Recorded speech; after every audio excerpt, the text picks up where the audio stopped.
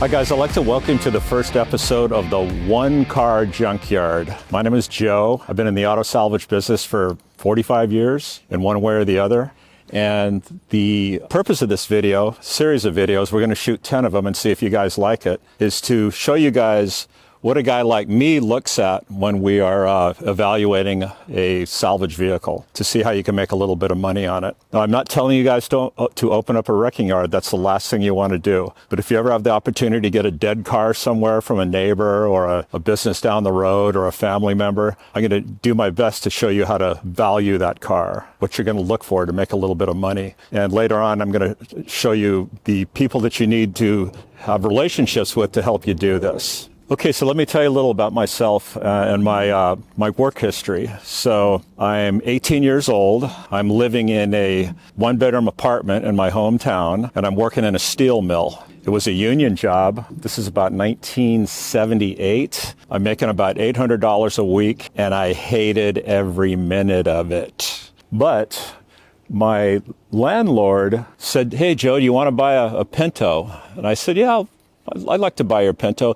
Give me $200 for it." He said it's got a bad engine. So I gave him the money, and I figured out that the starter was falling off of it. So in the typical young guy, Southern California way we did things at the time, I bought a 12-pack, got a hose and some water and some suds, scrubbed the car down, bolted the starter back on it, made it pretty, went to Pep Boys, put a couple of matching white wall tires on it, put a piece of carpet in the back, got some Armor All, and put it in the local newspaper for $1,300 and made $1,000 in a weekend by selling it to a cute little soccer mom. And I said, you know what? This sure beats working in a steel mill. So let me tell you a little about my work history in the salvage business. My great-grandfather was actually the superintendent of production of the Grynell Electric Car Company in Detroit in like the early 20s. And then my grandfather was a member of the American Society of Automotive Engineers. My uncle ran one of the biggest wrecking yards in Honolulu, Hawaii. I've got family that run heavy haul trucking companies. I've got another family member that runs an automotive repair shop,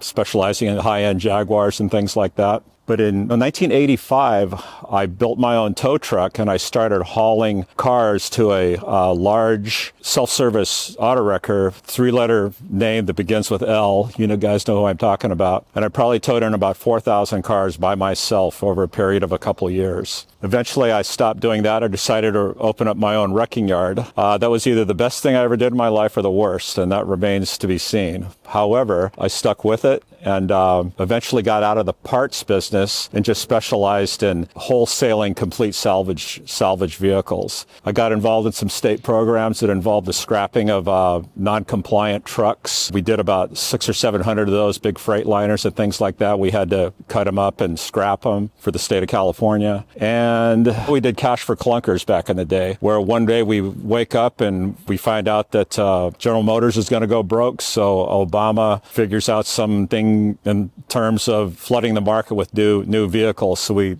woke up the next morning, and all of a sudden I've got dealers from all over Southern California calling me wanting to get rid of perfectly good vehicles, like crew cab dualies that guys traded in for Chevy Cruzes. But that is another story in itself. I'm in my 60s. I'm one of these old guys. I just like to use the term junkyard, and a lot of people are really comfortable with that. It's a comfortable name. But at the end of the day, junkyards are very, very information sensitive. A lot of the salvage was worth a lot of money. You have to pay a lot of money to market it, process it, get it to the customer, hope the sale makes it. A lot of links in the chain, a lot of moving parts. That's one of the reasons I kind of got out of it. As my business mentor once told me, you only touch it once. Every time you touch it, the value of that component drops 20% in value. So I just decided not to be in the wrecking yard business anymore. And there's a lot of guys watching this who know what I'm talking about.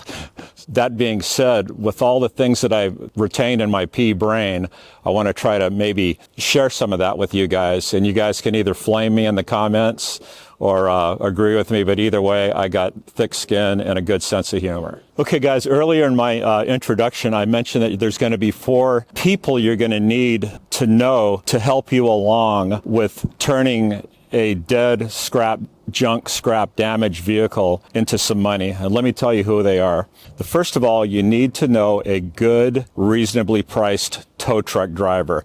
And I'm not talking about a company. You do not want to call AAA to move your car from point A to point B. My suggestion would be to go down to a scrap yard or just drive around the street. And if you see a guy with a truck that's not like a AAA truck where it's all shiny and the driver's wearing $200 worth of safety gear, just find a guy the truck looks a little bit on the ragged side and it has his name on the side. That's the guy that's going to give you a good deal. Number two, you have to find your closest, most reasonable scrap yard, because some of the cars you get, you're just going to be scrapping them. I call it running them over the scale. That way you can keep track of what the price of scrap is. Pretty low right now, only at about 125 a metric ton here in Southern California. But I think in the next year or two, it's going to go up.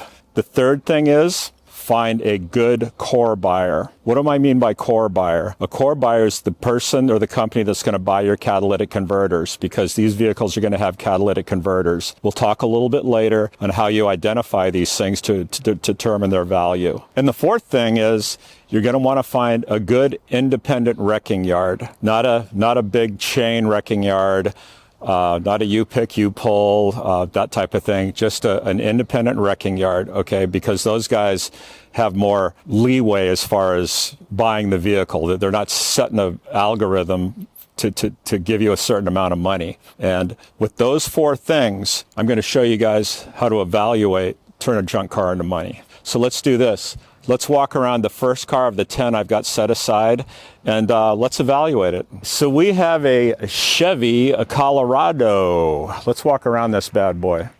So obviously, the tree that hit this car was probably doing at least 40 miles an hour. Poor truck is just sitting there all by itself, and the tree runs up and runs right into it.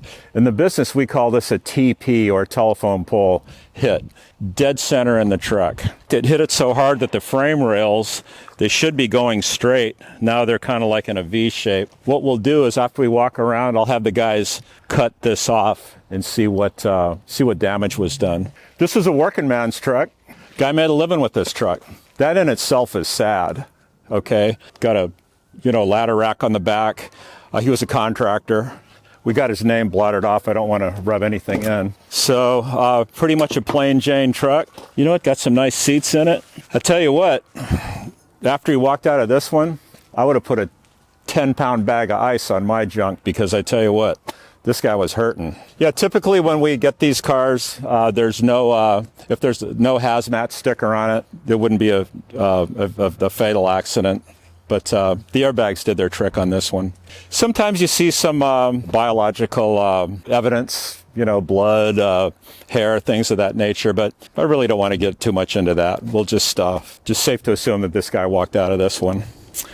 So one thing I notice about this truck is it's got 4 nice rims and tires with center caps. What's cool about that is guys put those on Craigslist or offer up, and the fact that they're a set of 4, you can put these on a lot of different General Motors product. That in itself, I'm going to say that's got to be worth every nickel of $200, all right? This is a quality camper shell. This is like an industrial camper shell. It's got a ladder rack on the back. And there's this thing in most cities, especially here in Southern California, they're called tweakers. And what tweakers do is they steal your stuff, okay? And then you got to go try to find it or go to the pawn shop or whatever. So these guys are smart enough to have a nice shell, so they mitigated the possibility of tweakers stealing their crap. Just a sad fact in this day and age. I would say a guy would pay $250 for this shell. And look, it's got the little hazard light on the very top of the roof. That always looks cool if you're pulled over in traffic and don't want to get hit by a car. So let's go ahead, and I'm going to have the guys cut the damaged part of the vehicle off. Let's evaluate to see just how badly it's damaged, okay?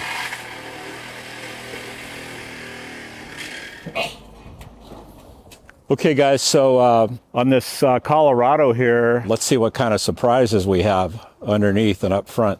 So let's take a look. This thing got railed. So it's hit so hard that it bent the subframe and it pushed the motor back. But interestingly enough, I'm thinking maybe the the crankshaft didn't get compromised. I still see the balancer there.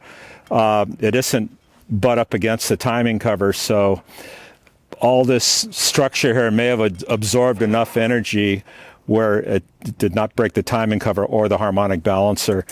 But as you can see, it got hit so hard the frame rails actually came in. They wrapped around whatever pole he hit. Based on what I'm seeing, it looks like this is some sort of a metal pole as opposed to a tree or a telephone pole, because I don't see any signs of bark or things of that nature. Let's get it up in the air and look underneath.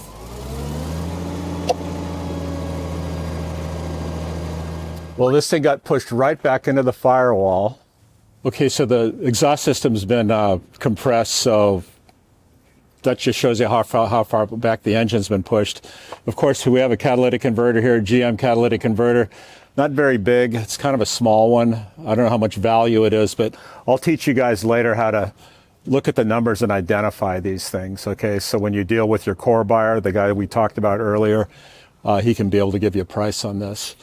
Now, whenever you have something hit so dead center, that engine comes back, and then the differential comes forward, and it just accordions everything. Now, basically, you can see right here, this drive shaft is shoved completely into the tail housing of the transmission. So let's see if it's cracked. I don't see it's cracked. Man, this engine may have made it. Oh, here we go. Now see, these things have two-piece drive shafts. Now let's look at this differential here, because I think it may have made it, because these tubes are pressed into the differential housing, and I don't see anything leaking. You know, it knocked the motor right off the motor mounts, but I don't see any cracks in the bell housing. If I was a betting man, I'm going to say the motor, transmission, and the differential made it. So what's the verdict on this one? What do we do with this one? What would I do with this one? Remember I told you about one of the 4 people that you need to have to help you make a couple bucks? I would call your friend who's got the wrecking yard, the independent guy, and I'd say, hey, this is what I got. Colorado, got a bed, got a shell, motor, engine, and trans, got a cat, got this set of matching rims and tires. How about giving me $800 for it? Because the engine itself should get you out of the $800. Now remember, it's your job as a junk hustler to try to find this wreck for a couple $100, which is totally doable. Okay, you guys can do it. I know you can. You just got to have your head on a swivel and find this stuff, because believe me, it's out there. Okay, guys, remember, not every car you find is going to be crashed like this. There's all kinds of different cars. There's dead cars in people's driveways. They're on the sides of houses. If you guys like to cruise the alley and look in the alleys of older neighborhoods. This stuff is everywhere. A lot of times you can go to auto repair shops. Now, a lot of these guys are already doing this themselves, but you never know. Some guys, maybe they don't have the time to do it. So don't be afraid when you see a car that looks like it needs to go bye-bye. Contact the person. Say, hey, do you want this thing to go away? You know, be honest with them. Say, I got a little side business going. I'm scrapping vehicles, okay? Look for expired tags. Look for cars with flat tires. Look for cars that just look like they don't belong. And just knock on doors. You got to be persistent. You know, one of the things my father told me is you make your money when you buy, not when you sell. Don't think that you need a couple grand to start hustling junk. You don't need anything, to be honest with you. A lot of times, people will actually pay the tow truck for you to get rid of this stuff. Now, remember, guys, this is a side hustle. You don't want to find a little old lady's car that you scrap, and you got $200 in scrap, and you spend it on beer and pizza. That's not what you do. You take that money and you roll it into the next thing. The whole trick about this deal is to start it and keep rolling the money over into something substantial. Okay, guys, thanks for watching the very first episode of the One Car Junkyard. And remember, like, follow, and subscribe. And guess what? That's the first time I've ever said that. So I really hope you do. I hope you like, follow, and subscribe. Thanks a lot, and we'll see you on episode 2 coming right up.